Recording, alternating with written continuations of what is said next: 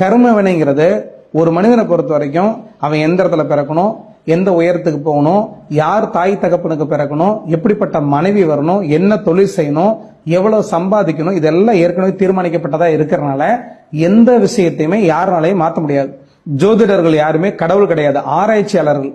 ஒரு ஜோதிடரா இருக்கிறவர் நாளைக்கு நடக்கக்கூடிய சம்பவத்தை சுட்டி காட்டலாம், ஆனா சம்பவத்தை தடுத்து நிறுத்த முடியாது. நீங்க கோயிலுக்கு போனாலோ, குளத்துக்கு போனாலோ, அர்ச்சனை பரிகாரம் பண்ணாலோ, இல்ல பிராயச்சத்தம் தேடினாலோ, எதை செஞ்சாலும் ஒரு ஆன்ம திருப்திக்கு தானே தவிர நீங்க பரிகாரம் பண்றதுனாலயோ, பூஜை புனஸ்காரம் பண்றதுனாலயோ ஒரு மனிதனுடைய கர்மவினை மாறுமா அப்படின்னா நிச்சயமா மாறாது.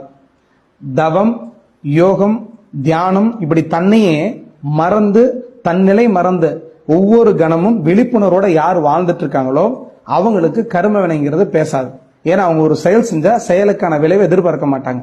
ஒவ்வொரு நொடியும் யார் விழிப்புணர்வோட இருக்காங்களோ அவங்களுக்கு ஜாதகம் செயல்படாது.